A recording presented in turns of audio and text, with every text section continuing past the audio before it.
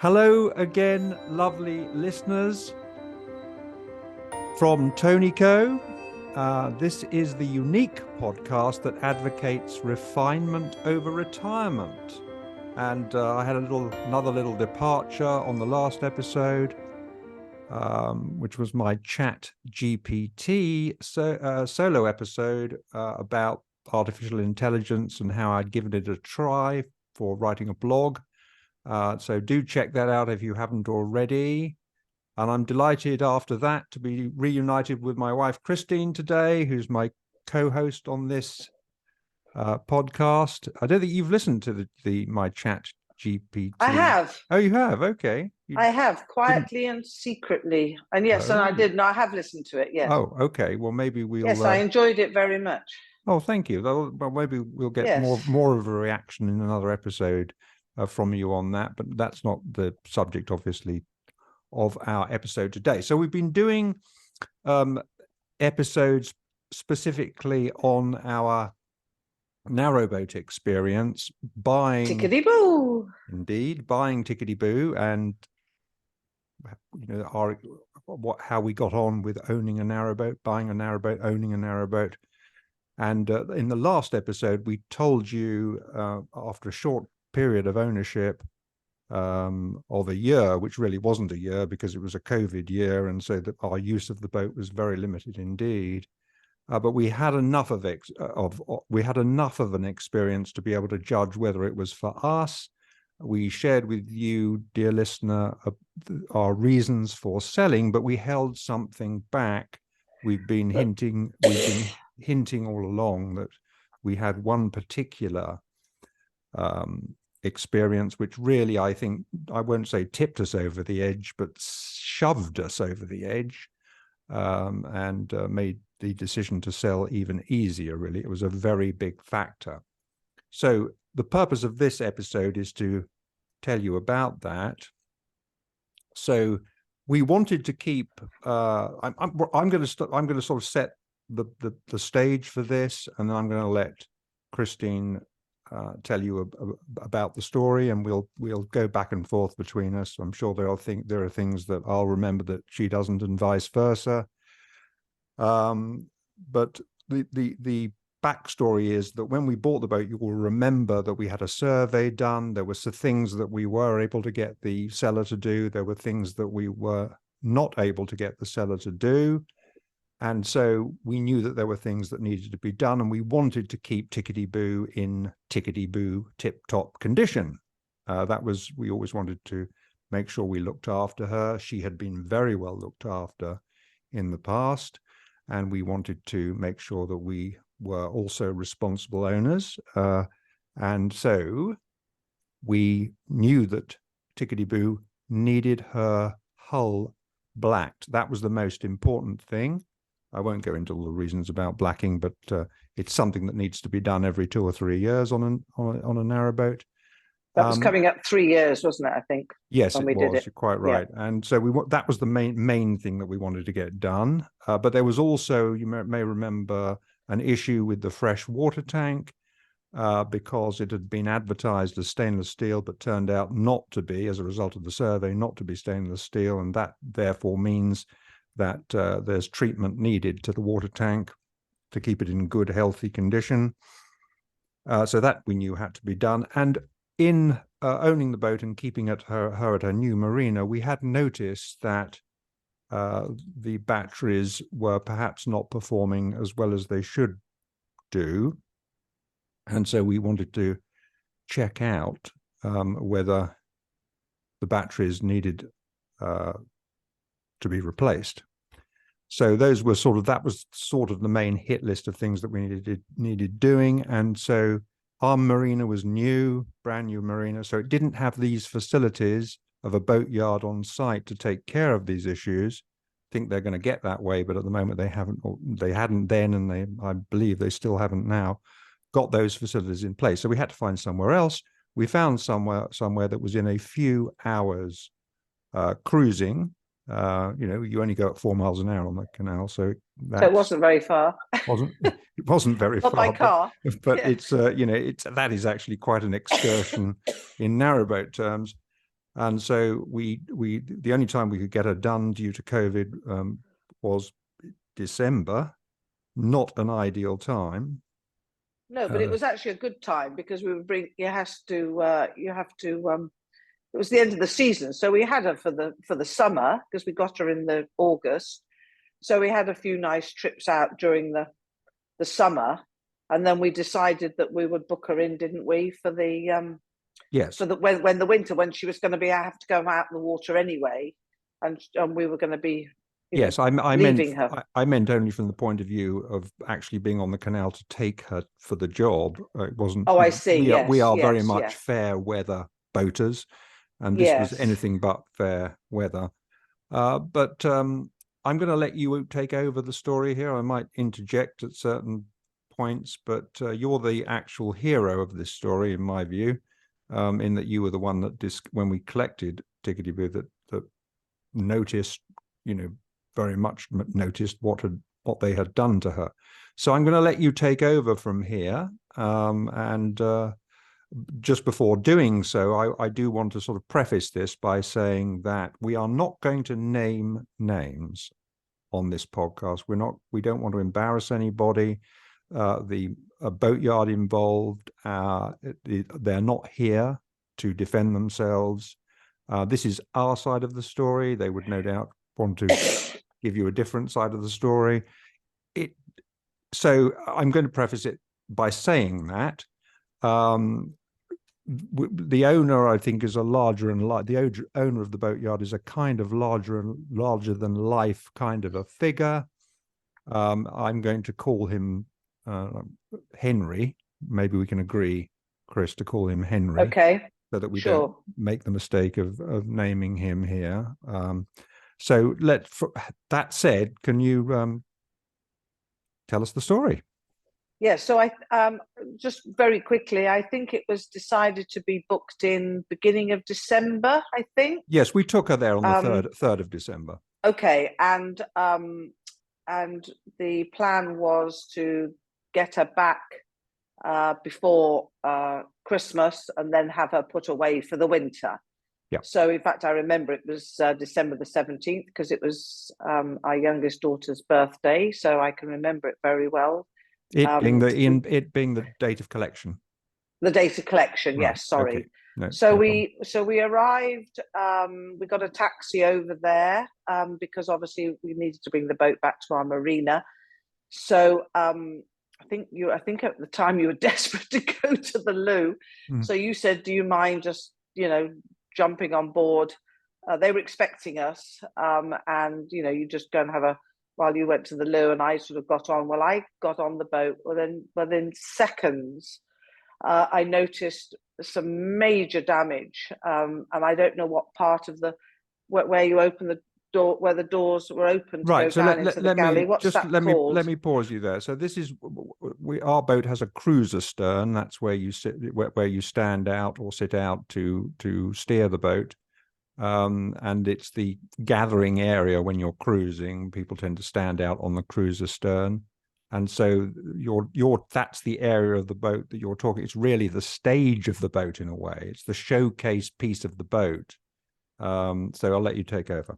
Yeah. So as soon as I got on that back bit, I immediately noticed some really quite badly damaged doors. They were a maroon color, the doors, and they were all scratched and marked and just looked dreadful. And I thought, oh my God, what's happened here? Went down into the boat and went from back to front actually, because it's the other way around. And the shower, it's not a biggie, but the shower head was hanging off. There was blue loo type stuff splashed around in the shower. It was all hanging off and broken. And one of our mattresses, a very expensive Simba mattress, was all covered in handprints and greasy black marks. And I just thought, oh God. So as soon as you arrived back, I said, you came back, I think, with the the guy we'd been dealing with, didn't we? Yes, the supervising manager. The manager who was we'd been dealing responsible. with, Yeah. and who had a list of what was, you know, to be done, etc., the batteries and the stuff like that. And as soon as you came on board, I said, Tony, I'm really upset. Look at the state of look at her. She looks a mess. Anyway, he got on. He was with you, and as nice as pie. He was very apologetic. In fact, to the point that he said, "I'm going to reprimand the guys that have been working on it," because he hadn't actually been working on it. And I think he wanted to get one of the other guys that had been working on it to come and have a look. But the bottom line was that he was he was very upset, very apologetic, and said that after Christmas that he would come out to our marina, he would sort it all out for us, and meaning repair the repair it. paintwork. Yes, that they would come and do it at the boatyard, repair it, and then you know, and I think he agreed immediately to take some money off. We hadn't yet got the invoice that was coming in the new year as well. Yeah, so there were two, some money, wasn't it? Just to sort of speed this on a little bit, because it is a very detailed story and we haven't got a lot of time. But he did two things, he said, and he totally volunteered these two things. One was to make an immediate deduction. I think from memory it was about £250. As a sort of, you know, just to say, look, you know, we know we've screwed up. This we're going to do straight away. But we're also, this is the second component, we're also going to send operatives from, you know, our marina to your marina to actually repair the paintwork and restore it to its you know, former glory. Damage, yes. So that those were two, and I agree with you. He's a very nice young man. He was. And there was not this, you know, he volunteered this. It wasn't the slightest issue, and we went away feeling that we'd agreed a resolution. There wasn't an issue. Right. There was no issue. So we got back on the boat and we tootled back and packed her up for the winter. So this is where I think we need to. This is where I think we need to speed up a little bit. So you can. So let me take over. Let me sort of drive this, because you really dealt from there with the boatyard, and you know, we were sort of wanting to. At some point, we got an invoice for the full job. Well, we did have all the batteries. All the batteries on board were renewed. They recommended that. We had no qualms with it or the cost or anything. We said do it, and we got an invoice. Well, having got an invoice, I think from memory, somewhere in the region of £3,000. When we got the invoice, we before paying it, we just wanted to make, you know, sort of sure. I don't know why, but something that was said in the correspondence just made me feel there was a little bit of backpedaling on what had been agreed. Well, I couldn't get hold of that guy. You remember, I essentially said he was sick. Yeah, I essentially said, don't pay it yet until we've got this. You know, let's just get this absolutely clarified so that we've got something clear in writing. Now, the good thing was we already had an acknowledgement from this young man that, you know, that he was going to find a time when the people could come over it. But that's where the backpedaling came in, I think, as I could just detect that there was no sort of, there was no, he didn't seem that he wanted to do it very soon. You know, he was making excuses about COVID and so on. So I just got a bit of a bad smell. Do you know what I mean? So yes, so that's well, why it was I just. said to you, can I just throw in? Yes, so he did. This was in the new year, yes. And I just chased up quickly and said, "When are you going to come and do it?" And he said, "Well, we're in lockdown again. I think it was the beginning because of Christmas and New Year." But he said, "Yes, I'm going to." You know, he said, "I'm looking into it." And then suddenly, I emailed and he disappeared. They said he was. I got the general manager who said that he was off sick with COVID. And he would be taking over from there. Yes, so let me pick it up here, because the general manager got involved in correspondence, and where that went, without sort of going into the minutiae of it, where that went was essentially, we don't really, you know, we as a boatyard don't really believe that we caused the damage, and and you know, we don't think that this should, you know, we should do what this young gentleman who they had fired. It turned out they had fired him, though they didn't say that at the time. They didn't want to live up to the agreement that he had reached and that we were satisfied with. So I got involved because you were visibly, you know, we got a letter from that guy, the general manager, and you were very upset. And so I took it over, and I had some correspondence with him that really turned a little bit legalistic. And eventually the owner of the boatyard got involved. And I said he's a larger than life figure. And I'm sort of quite stunned because, you know, he took a position of saying, well, we're going to sue you for the bill, sort of thing. By this time I had offered because what we did is we went out to find contractors who could put the damage right, to find out what the cost of that would be. Yes, that's right. Now, in doing that process, we now realized why it was that they were backing away, because we thought that this could just be done at our marina, and, you know, they would come along with paintbrushes or whatever and put it right. But we're not practical people. What we discovered as a result of getting alternative quotations, that process, what we discovered was that it couldn't be done as easily as that. It had to go into a dry dock for a few days to be done. And that was going to cost anywhere up to £1,500, between £1,000 and £1,500, depending on where we went. Yes. So we now sort of realized why they were backing away from putting right the damage. So what I did was I made an offer, because I wanted to be reasonable with these people, but I made an offer to pay the invoice and get their agreement to the deduction of £1,000, which is at the lower end of what we had been, you know, what we had said, it was really an estimate rather than a quote, but, you know, because you never know, you know, how long these things are going to take.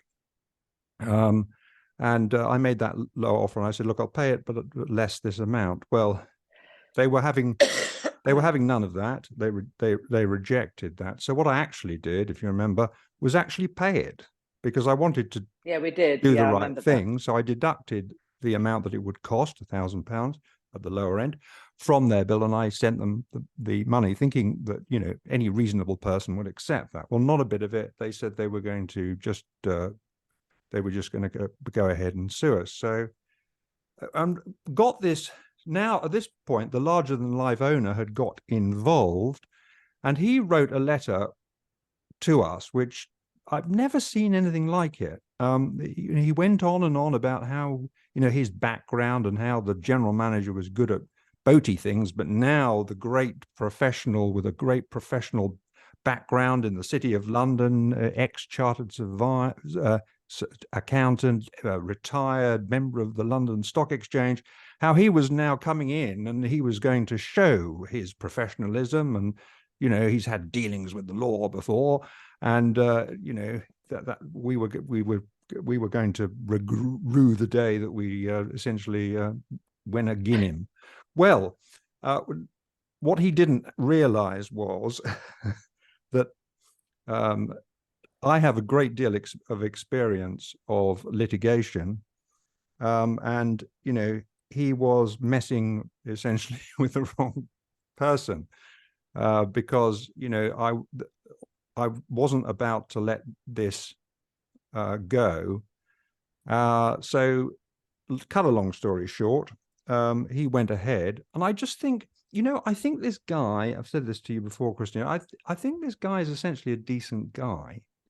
Yes. And I just think he got this so wrong. I mean, he just assumed that the customer was wrong. And he went further than that. He made no bones of the fact that he thought that we were charlatans, that we had essentially come in to take him for a ride. He called us fraudulent. I mean, this is in correspondence, you know, he called us fraudulent and names like that we just set out to defraud his company. I mean, very unkind really, words, very very unkind unkind, words, very serious calling stuff. us But liars and yes, this, that, and the other. Just but essentially, insulting. I think the guy is probably a decent guy. As I say, I think he just got this so wrong. I mean, why didn't Well, I think he was think? Why didn't he unhinged, think? to Well, be maybe honest. we did make. Even however he obviously likes to be right, but however much he thought that way, surely there would be a part of him that would be saying, look, maybe we did do this. Maybe we did damage this boat. But anyway, he went completely the other way, went completely, utterly off the rails. And therefore, well, one letter, can I just interrupt? One letter, just quickly. He actually kept changing his story. One letter, he said, well, they'd had a break-in at the boatyard, and maybe these people had broken in and damaged our boat. And then suddenly the next letter wasn't anything to do with that. He changed his story again, and that we were liars and we yes, I mean, he was he was speculating on what it might have been, but the fact of the matter is, there was no getting away from the fact that his employee, the man who he employed to oversee and supervise the whole job, that was his name, that was his title, supervising manager, had immediately accepted that the damage was down to them, and had come to an agreement for putting it right. He couldn't get round that. I mean, from a legal point of view, we'd taken pictures, hadn't we? Yeah, well, I'm coming to that. Yeah, but okay. He couldn't get round that. But I think there was just some emotional part of him that was just unwilling to be wrong. So unfortunately, it did, cut a long story very, very short. It did go to court. Now, fortunately, I mean, I think our case was, I don't think our case was assailable in any way. I mean, you don't normally get that in litigation. Let me tell you, the best that you normally get is a 50-50 chance of prevailing. I kind of knew all the way along that we had no chance of failing, because it was quite clear from the correspondence that their own supervising manager had made this proposal. We'd accepted it, and they had to live up to that. There was no getting away around that. But he was just not having any of it. In fact, he even employed an expert without the court's permission. In this sort of case, you need the court's permission to appoint an expert. He appointed an expert. I'm going to say so-called expert, because no expert who's really an expert would behave in the way this so-called expert behaved. But they actually trespassed upon our boat without, they went to our marina. They falsely said that we'd given them permission to go on the boat. They went on the boat. They took photographs with a view to trying to prove that we were these, fraudsters. Charlatans. All they did was take photographs of the damage that they'd caused, and then try and say that that damage was pre-exist already. We had done the damage, or the damage was already there. Coming to your point, Chris, that was an impossible argument to win, because we had really intensively photographed this boat. We had the photographs of when we'd bought her. We had the photographs of our trip down from that marina, showing that particular part of the boat as well as the whole boat in very nice condition. So they were now just photographing their own damage that had been done. And I'd already taken those pictures and sent them to them, because I took them in front of the supervising manager on the day I discovered the damage when we went to pick her up. I took them there and then. Absolutely. So, they really were in an impossible position. But this guy, with all his, so-called law background and all the rest of it, I have never known such a bad litigator. As I say, I've dealt with a lot of litigation, but I've never known anyone so bad. He did everything wrong. Almost, I can't think of a single step he took that was the correct step. Everything he didn't follow the court. He didn't follow the court orders. No, he ignored the court orders. He didn't even produce a trial bundle. So we had to do all that. We produced skeleton arguments. He didn't, even though he was ordered to do so. We produced the trial bundle. They're supposed to do that as the claimant.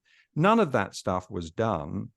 Now, this was a time when the courts were under enormous pressure because of the COVID situation, and so the court itself was, way behind and getting things wrong. So we had, it's the job of the parties or their lawyers. It's their job to drive the whole thing and make sure that everything is ready for the judge. And that is particularly the claimant's responsibility. And he did none of that. He as I say, he got it. And the bit that we've alluded to earlier with regard to the people that we bought it from, they, it seems, from the documentation that was provided, colluded with this guy and tried to say that the boat was, apparently because we had been so awful when we purchased it. That's, the story. That tried to say that, tried to sort of buy into his story that the boat was in bad condition, that it had been lived on and had a dog on it or something like that.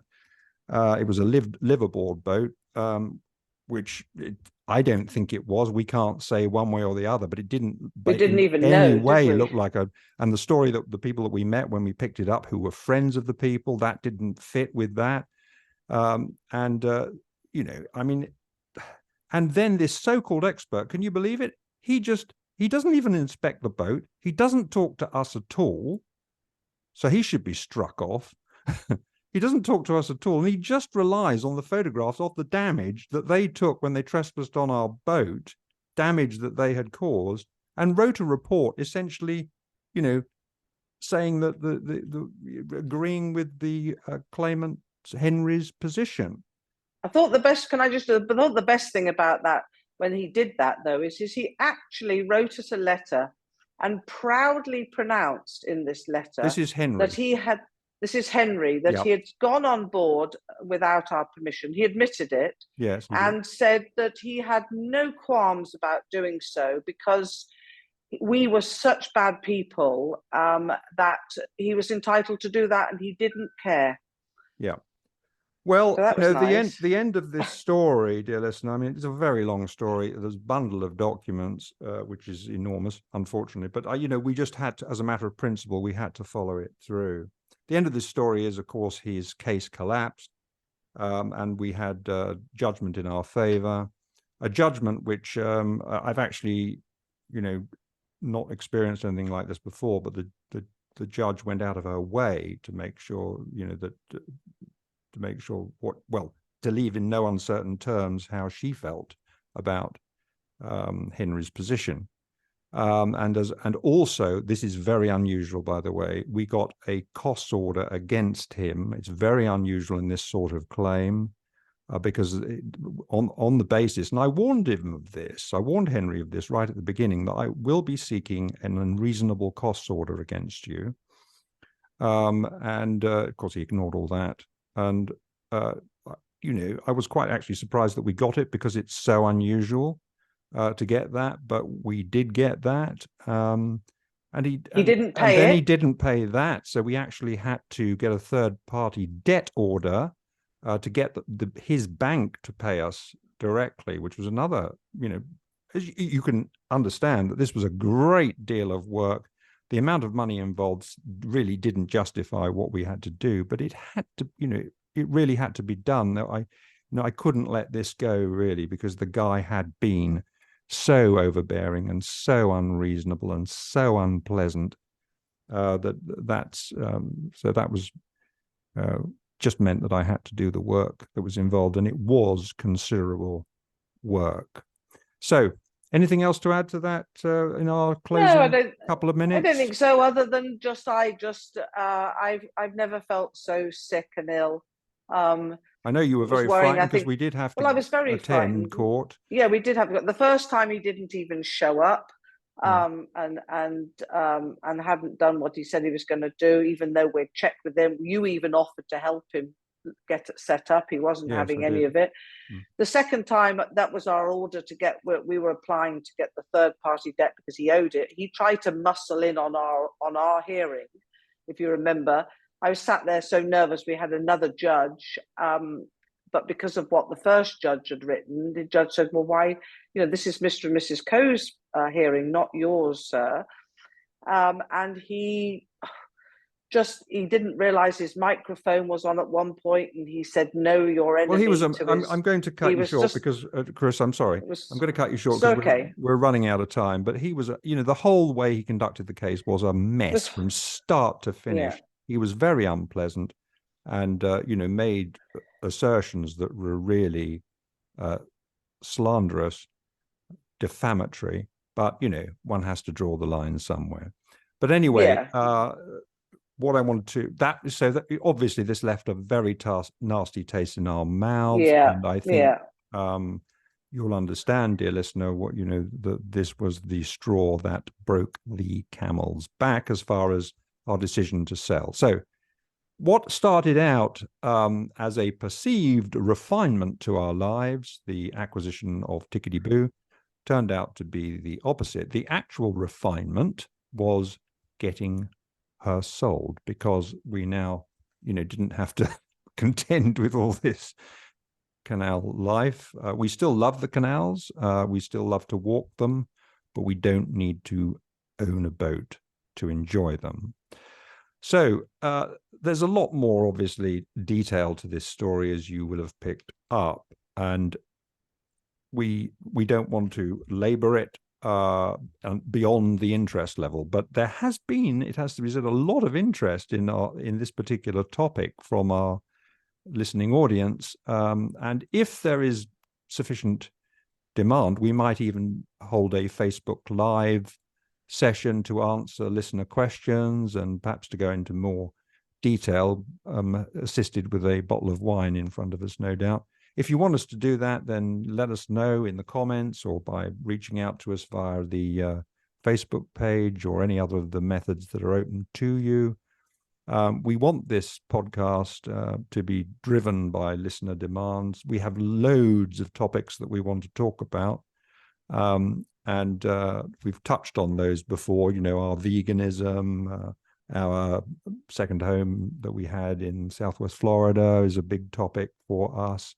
And many other topics, and we have guests as well lined up. So we, as I say, want to be driven very much by what you say that you want to hear us talk about. So if you want to have your seat at the table in that respect, then do reach out through comments and all the other methods. Please do like and share wherever you get the opportunity, because we are building our audience now that we have actually officially launched this podcast into the world. We obviously want to build our audience and have lots more lovely listeners like you.